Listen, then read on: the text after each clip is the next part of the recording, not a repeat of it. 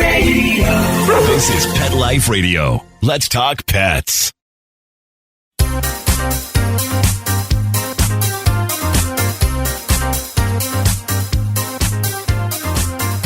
Welcome to the Whisker Report. We're a podcast dedicated to helping anyone in the pet industry. Whether you're in animal welfare or running a for-profit pet business, get some PR, visibility, and buzz for what you do. Hello, everyone. I'm Mary Tan, the host of the show.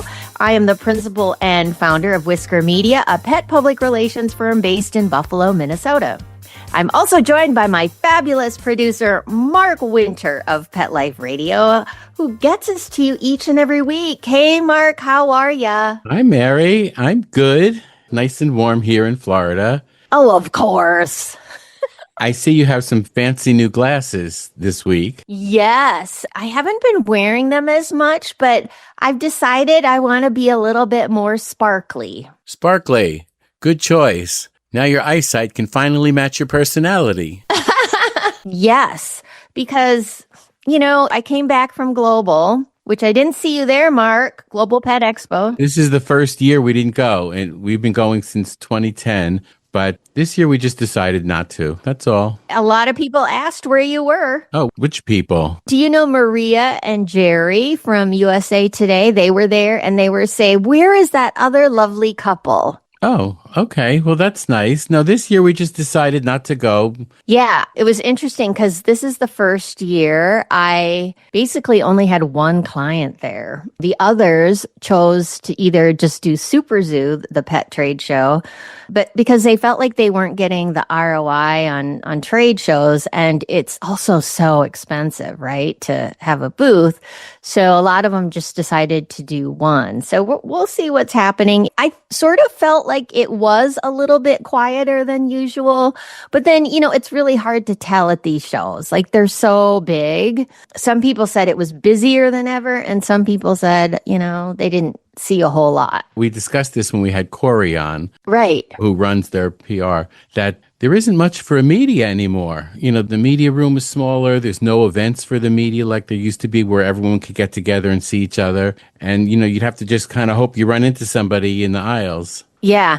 In fact, I noticed a huge difference. I mean, I would say 90% were pet influencers and content creators. There were very few media there, which, as a PR person, you're kind of disappointed. Like, Maria was really the only mainstream media there.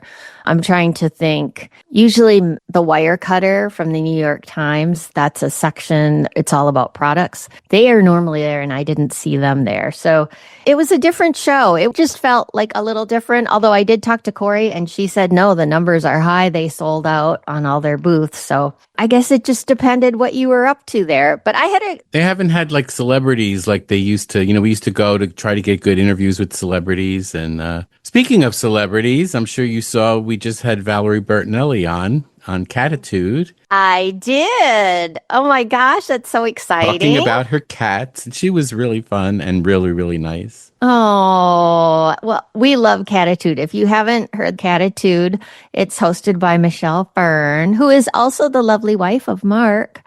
And it's a wonderful show. And it's like, is it your most downloaded show too? It is. It's the #1 cat podcast in the world. It is. Wow. Well, we're really so excited to always be part of Pet Life Radio each and every week because you can do PR for yourself. And Mark and I are going to help you every single week.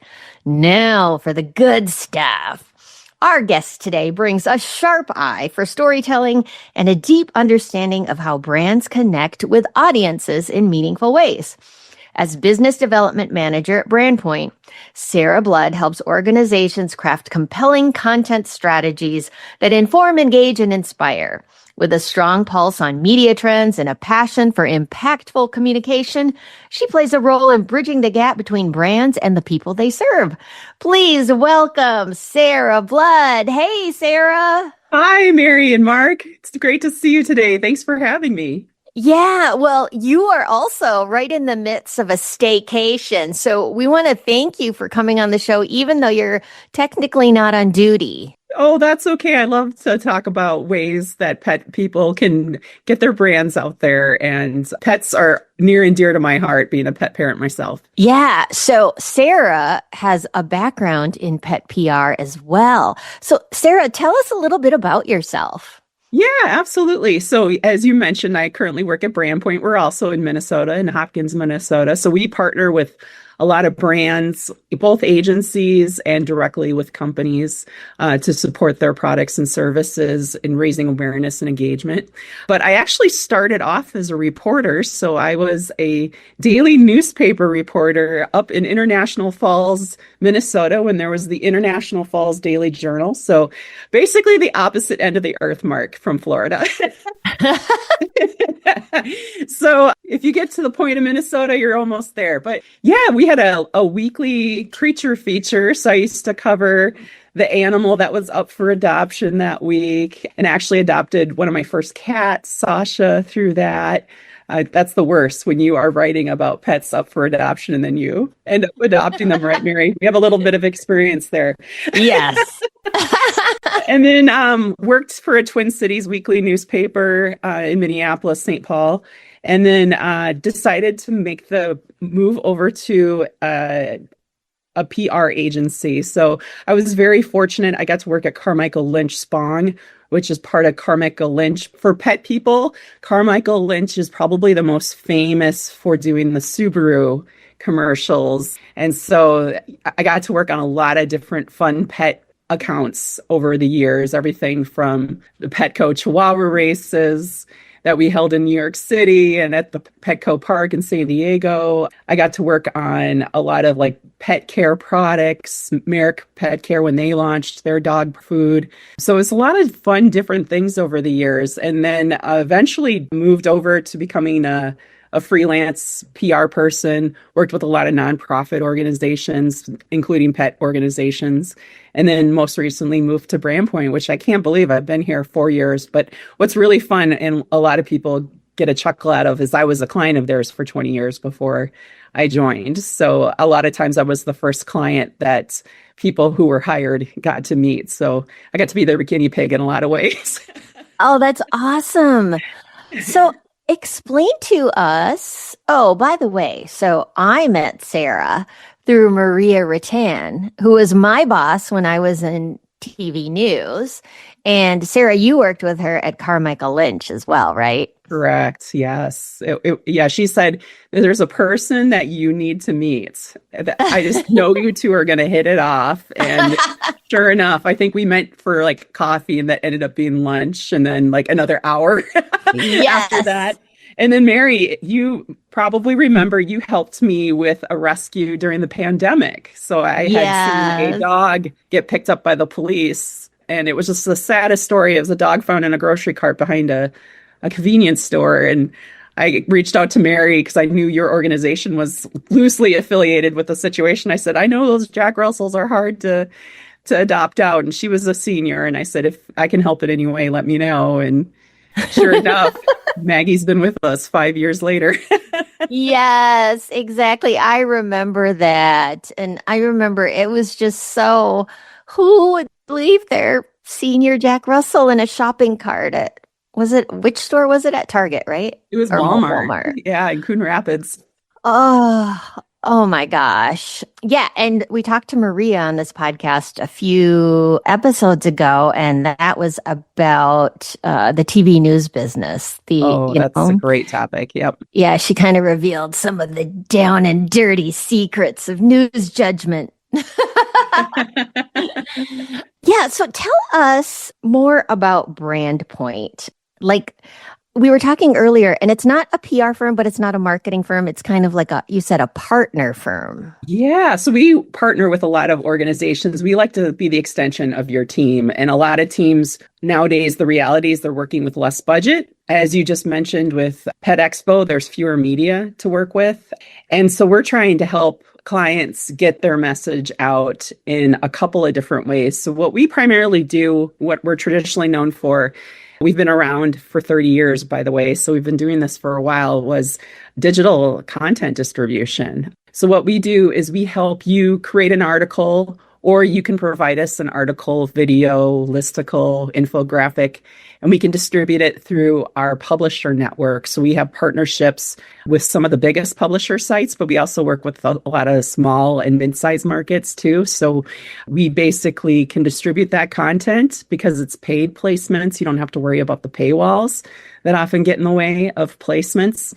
And then we have other things we can do to help you, including engagements. So it kind of answers the question, okay, great, you got me all these placements, but what did it get me? Who actually saw this? Mm-hmm. So we do that through display native advertising through our publisher network. And then more recently, we are now working with clients on AI visibility, and that could be its own topic for a show. And we do that in two ways. One is through optimizing your content and monitoring, as well as earned content, because earned is still very, very important when it comes to building credibility and why PR is so incredibly important. So, but yeah, they're a great company. We still work with a lot of writers who are former reporters, or we have one writer who's a screenwriter. So we have these great writers and they can write on any topic.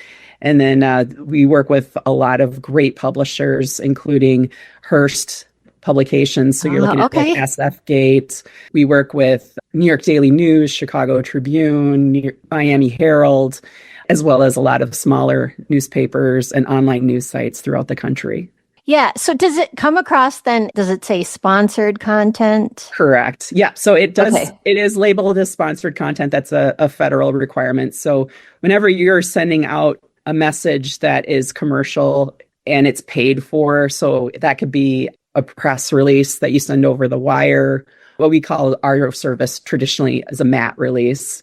So MAT releases back in the day when I was a newspaper editor, if I had space that I had to fill, because we didn't sell enough advertising, or maybe I didn't have enough articles written, I would then go to these services like BrandPoint and pull content. So I might see a great article about 5 ways to take care of your new pets, and then use that to fill the space in my publication. But obviously, a lot of publications have gone online, but they're still looking for ways to monetize. So we pay our publishers to publish our content. And in exchange, we provide them with credible, highly edited material that meets their criteria as well. So we're kind of bridging the gap between clients that are underserved in terms of not having enough publications or media opportunities, or maybe they exhaust their media opportunities and they're trying to get in front of new audiences, but also supporting publishers as well. Okay. So yeah, I think a lot of people, when it says sponsored content, they didn't quite know what that means. So would you say sponsored content is just another form of advertising, but it falls under PR? Well, what PR is looking at now is not being as siloed. There was a day and age when I worked in PR, and if someone asked me to look at something paid, I'd be like, no, that's not what we do. We do strictly earned. But then I think things have obviously changed. Jeannie Dietrich really put on the map something she created called PESO. And PESO stands for paid, earned, shared, and owned, because it's basically there's this universe now that we have to feed with content, either on our websites as brands, social media, owned. So that's owned is websites, shared is social media, earned is the placements that either you're securing or you have someone like Mary securing on TV stations and local radio or newspapers. And then now there's the paid component too. So I think paid loosened up quite a bit for PR people for a couple of reasons. One is fewer media opportunities. Two, as we know, in the zeros, it was working with bloggers. And sometimes you would throw a blogger a bone and give them $100 to write about a product they wouldn't necessarily write about. So you had something to share either on your website or on your social channels. So it's really, PR has really evolved to managing that whole universe for your brand. And it's not only just what you put out there, but it's also what's coming back in the terms of feedback from comments on your social channels to, what you would receive, if someone came in through your pet shop and said, hey, I really think you should start carrying this product. So it is definitely a bigger universe to manage and more diverse, that's for sure. And so we help in terms of like paid, obviously, with the placements. We help with earned because we can promote your content now to editors for potential earned pickup. And that isn't necessarily labeled as sponsored content. They see it enough as credible and newsworthy enough that they can publish it without the label. And then there's also, AI is changing how people search. So a lot of times people are looking for answers to questions and they never go to a website. They're going to AI to answer questions. And so our content is there because it's being published on third-party trustworthy sites. It's being found on numerous sites because we're publishing on numerous sites. And so, yeah, it's a lot of different ways of getting your message out there. It's a little bit more diverse than how it used to be. Yeah. So a lot of our listeners are startup businesses or they're animal rescues. How could they work with you? Like, what would be the best way that you could help them? Yeah. A lot of times we work with companies when they kind of exhausted all their other options. So with a company, I would see us working more with like a pet brand, not necessarily a rescue, because we can publish statewide, regionally, or nationally. So a lot of times our reach is too big for like a local rescue, but for a brand that maybe they did do Super Zoo and they did do the trade publications and they're realizing, gosh, it's really hard to get a story in my local newspaper, let alone national newspapers. We don't have like the reporters that we used to have. Like, I miss those days because every newspaper had a pet reporter. Every market had its own little local pet publication. And sadly, those days are gone. So it's trying to find different ways to get your message out there. So we can definitely be a resource. We do work with a lot of pet products. So we can do like, for the smaller companies, we can do like a statewide distribution. A lot of times people work with us because they want to get into their local business journal. So that's a specialty add-on publication that we can work on. So we had a client recently, they're like, yeah, we really want to enter the Atlanta market, but we don't have anything there yet. So can you help us build awareness in that market? And that's something we helped with.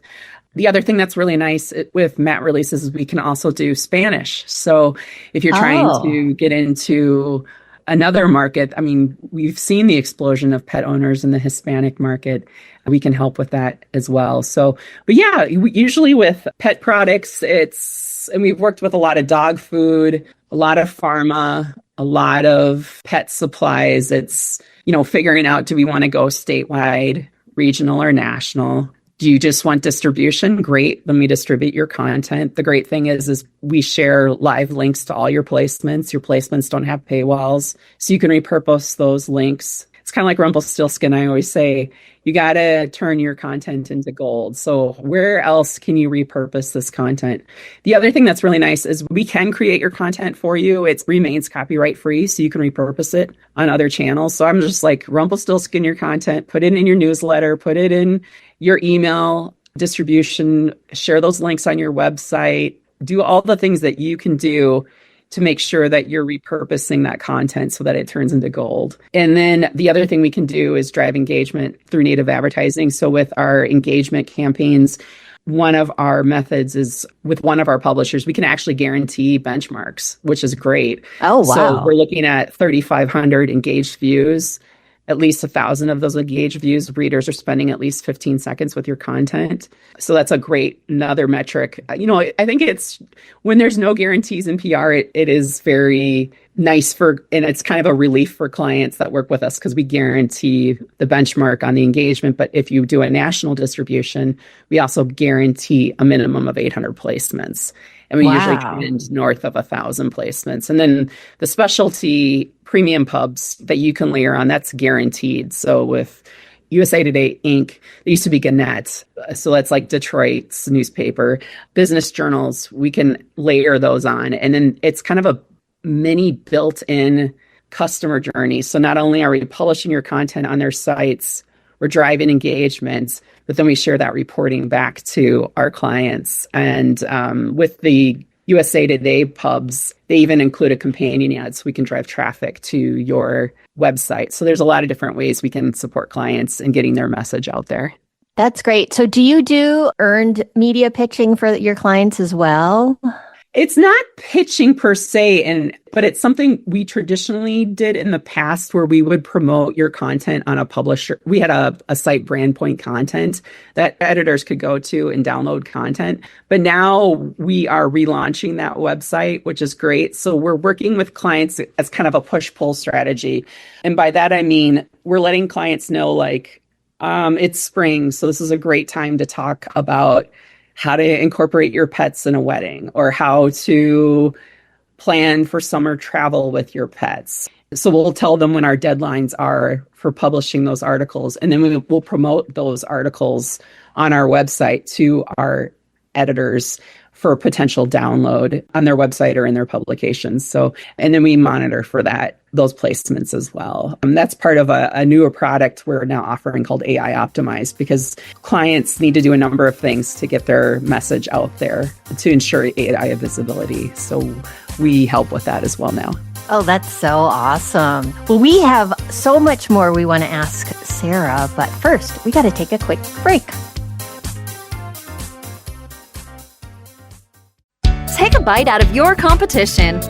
Advertise your business with an ad in Pet Life Radio podcasts and radio shows. There is no other pet-related media that is as large and reaches more pet parents and pet lovers than Pet Life Radio. With over 7 million monthly listeners, Pet Life Radio podcasts are available on all major podcast platforms. And our live radio stream goes out to over 250 million subscribers on iHeartRadio, Odyssey, TuneIn, and other streaming apps. For more information on how you can advertise on the #1 pet podcast and radio network, visit PetLifeRadio.com/advertise today. Let's Talk Pets on PetLifeRadio.com.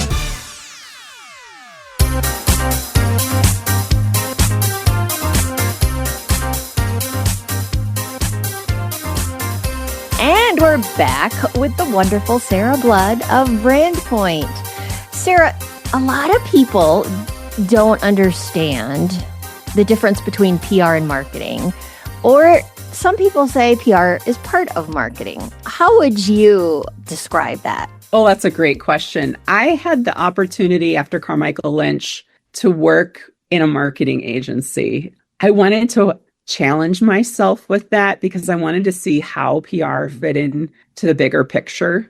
And I remember asking the CEO, like, what is the goal of marketing at the end of the day? And he said, sales. So you're going to find with marketing, it's a lot more metrics driven. They want to see the SEO results. They want to see like everything resulting in a metric that is something that can be measured and achievable. So I think PR was misunderstood and often maligned. I think about some of those episodes from the Mad Men days where Don Draper's like, oh, we're not spending money on PR. But it is, for me, the thing that I love about PR and why I always will be a diehard PR person, media relations person, is it's like one of the fastest ways you can get a campaign out the door. You know, you can oftentimes write a press release and send it to your trade publications, and they'll get it on their website the same day if you've got the connections. And so for me, it's still a powerful way. But how do you measure that? Yeah. And that's why when I talk about making sure it doesn't die on the vine, that you Rumpelstiltskin your content, it's not only making sure that it's published on that trade publication, but then it's repurposed in your other channels to ensure that as many people as possible see that message. The big difference between that and earned placement and mat releases, and one of the main reasons why clients love working with us, is they have complete control. They determine what's in their article, where it's published, when it's published. a lot of times when I started out in PR, if I had a client that was nervous about earned placements because you don't have a lot of control, I would have them do a mat release first, because the thing that was great about it is it answers the questions that they often ask, which is, can I see the questions ahead of time? Yes, we can do a media training. I'm going to give you the questions, and then I'll work with BrandPoint to ask those questions. So we'll schedule a writer's call where we can have that writer ask those questions. And then, can I see the article ahead of time? That's another question you hear a lot from clients that are new to PR. And yes, you have complete control over your mat release that we write for you. So you see the article. You don't have to worry about competitor mentions. You don't have to worry about, it still has to be a balanced, neutral article suggesting things. It can't be like this strong, like, you need to buy our thing and no one else's. You can't do that. Yeah. There's still rules we have to follow and abide to. But they get to see their article, and then they get to see it published. So when I go through that exercise with clients as a mat release, and they're like, oh, this is really cool. So then I've gained trust. And then I'm like, okay, we're going to take this a step further. Now we're going to do trade media. You're not going to see the article ahead of time. They might mention competitors, but I can still help you with preparing your interview ahead of time or anticipating what questions they're going to ask. And then slowly step them up to like a USA Today or a Wirecutter opportunity where you have less and less control. But by then, the hope is that your client trusts you enough that they'll like, I'll go anywhere. I'll go to the ends of the earth with you, Mary, because I trust you. So a lot of times mat releases were my way of building trust, because it gave them full exposure to the experience. And then as we worked with other publications, they realized we had less and less control and visibility, but hopefully I did my job and they did their job to set themselves up for success on an earned placement where they have less control. Got it. I don't think people understand the control. Everything you're talking about, all my clients ask me, like, can I see the questions ahead of time? Can I see the article before it goes out? No. Yeah, that's one of the things I think that people get scared about when it comes to PR is we call it lack of control, but hopefully you've worked together ahead of time to put together your key messages, to be media trained so that you don't go off course on an interview, that when you have a crisis situation, you're not just picking up the phone and answering questions, that you're managing what you hope to get out of a situation in terms of messaging and visibility. So it can be very scary for people when they first step into PR. But yeah, mat releases are a great way to kind of test the waters and to build that trust between clients. Because we work with a lot of agencies, a lot of freelancers who are like, yeah, I'm working with this person. They're not quite ready yet for the earned media placements, but let's just start with a mat release so they can kind of see the process. Got it. So now I want you to put your big PR agency lens on, because you worked for one of the biggest in the country. So coming from your background and working with really big pet brands, the really big companies out of there, what's your advice to the little guys just starting out? I think social is still where it's at. The most creative, fun things that I see are people that are like, you know what? Skip it. I'm just going to be me. I'm going to be real. And there are some great animal rescue groups out there. I kind of see 3 people that come to mind with that in terms of like pet rescue. There's a real estate agent here in Minneapolis whose wife happened to work at Carmichael Lynch at one point. And then there's also a restaurant in Illinois that I'm thinking of, but they all have done the same thing. They've decided to be themselves and showcase their expertise through humor, if that's who they are, or through just being real. So this particular pet podcaster I've seen, she's a rescue first and foremost, but she'll talk about how the animal shelter in her community needs her to foster an animal. And this dog has been reported as a biter. And she just kind of relishes the opportunity to work with some of the most difficult cases. And she knows in a lot of cases, it might have been a misreporting, or this dog was misunderstood, or something drastically happened in this pet's life. And she really takes the time to learn the animal and to help, just for it to feel safe. Because, a lot of these pets go through the rigmarole. Sorry for the long-winded answer, but I think it's just being yourself on social media, and people love it. Could start with just your friends and family going, "Oh my gosh, I had no idea that, you did that for a living, or that you had this passion project." And then it kind of grows slowly through word of mouth, and then maybe think about putting some money behind it. I think those are all really great ways to get your message out there.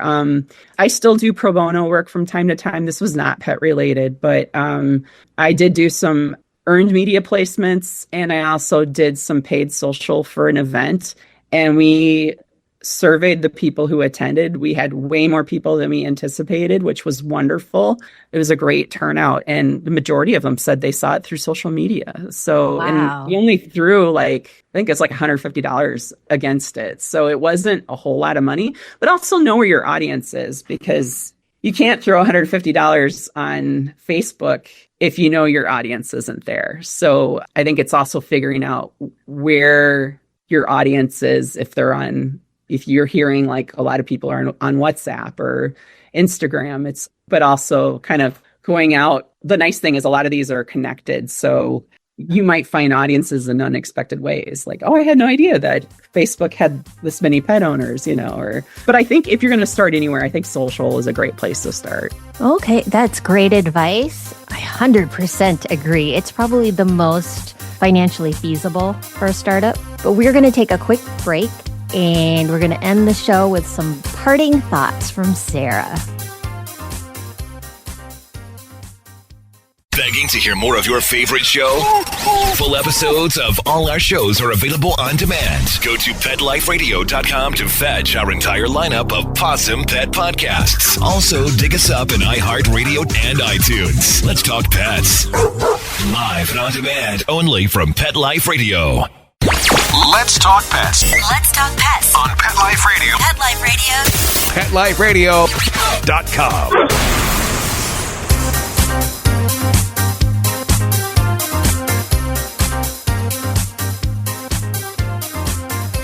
And we're back with Sarah.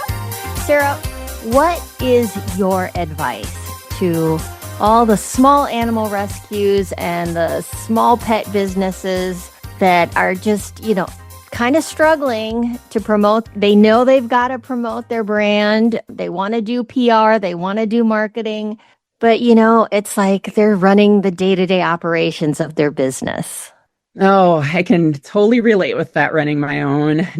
I did PR consulting for 5 years, and there was an ad I saw last night that just made me laugh, because it was this business owner was being chased by a monster made of Post-it notes. And it's like, did you invoice that person? Did you buy more pet supplies? It's so hard trying to fit everything in. But if you're trying to build awareness, it's really word of mouth. I'm thinking of this little pet store that we go to quite frequently, because it's independent, small ownership. And, we asked them, like, what do you do for PR? Because we thought maybe we can help them. And she's like, I don't have the budget for PR, but she has a newsletter. So when you sign up or buy something for the first time, they'll ask you to sign up on their newsletter. It's that punch card to get rewards and come back for more. It's maybe hosting nail trimming classes or nail trimming clinics. It's just trying to find different ways. What are your customers looking for? What are they struggling with? And how can you be there when they need something? It's being pet friendly, knowing that when you bring your pet in there, that they're going to be welcomed and they might get a free treat or something. And then, it just do what you naturally do. You're doing the things already, but then, like with this podcaster that I'm sorry, I can't think of her name. She just does little updates on social media from her car. I'm in the parking lot of my local shelter. I'm here to pick up a dog, and then the other thing is, making sure you get permission to film things. I think she posts on her personal channel, but she also has a rescue channel site. So, don't be afraid. to mix business if you feel comfortable doing that, because it's just another way to get an audience. But yeah, I think it's just trying to fit it in here and there. You start somewhere. I think the biggest piece of advice is I'd have is, I think the bigger question people often ask is, what if I fail? And I think my response to that is, what if you didn't even try? Mm-hmm. I think Sarah Blakely, who's the CEO of Spanx, recommends people that they fail miserably multiple times because, that's the only way to learn.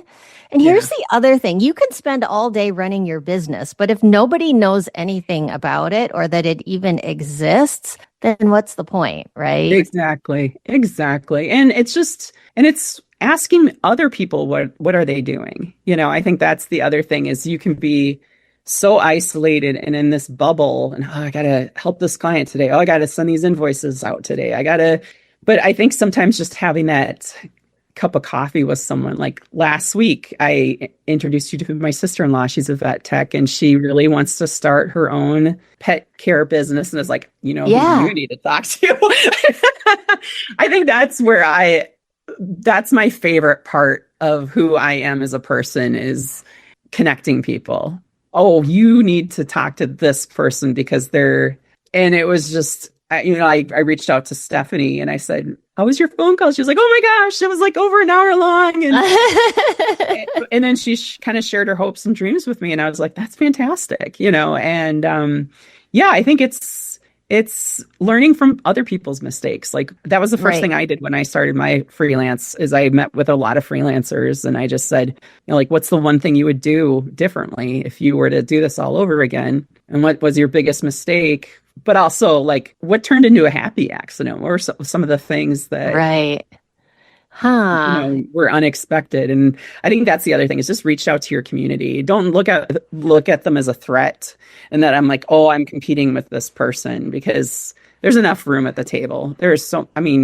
Pets is such a huge category and people are looking for different things and you might be the right thing for the right person. And I think it's just reaching out to your own pet community and finding out what other people are doing. Like, I really admire your social media. How did you get that started? People love talking about that kind of stuff. Oh, absolutely. Just start with your own network, Yeah. and or another business doesn't have to be pet where you saw their social media or you saw their website and like, this looks great. How'd you do it? I think a lot of people, especially in this digital age, are just afraid to pick up the phone. I hate to say this, but I still feel with PR, there's nothing better than meeting the person in person. Absolutely. One of my dear, dear mentors, her husband was a professional NFL player and they started this nonprofit and even she would get nervous, but she's like, well, the worst thing they can say is no. Yep. And every single day I take that to heart. Like when I'm talking to clients, when I'm talking to influencers, well, the worst thing they can say is no. And oftentimes it has nothing to do with me and that's okay, and, but what if you never even tried in the first place? People are going to miss out on your brilliance, your expertise, your good heart, trying to remember why did you start this in the first place? And just sharing that with the world, either through PR placements or social media or your newsletter or just talking to a customer. Yeah, absolutely. Well, thank you so much, Sarah, for coming on the Whisker Report. How can people find you and BrandPoint? Yeah, so we can be found at brandpoint.com. So that's brandpoint.com. And I'm sblood, SBLOOD at brandpoint.com. Feel free to reach out. Love talking to pet people and happy to connect people too. All right. Well, that's a wrap for this episode of the Whisker Report. We're so excited to be doing this for all of you out there who are working each and every day to make life better for animals. If you have a question you want us to answer, reach out to us on Instagram or Facebook under Whisker Media, and we'll try to answer it in a future episode. So as we always say, bark loud and purr smart. Bye. Let's Talk Pets every week on demand, only on PetLifeRadio.com.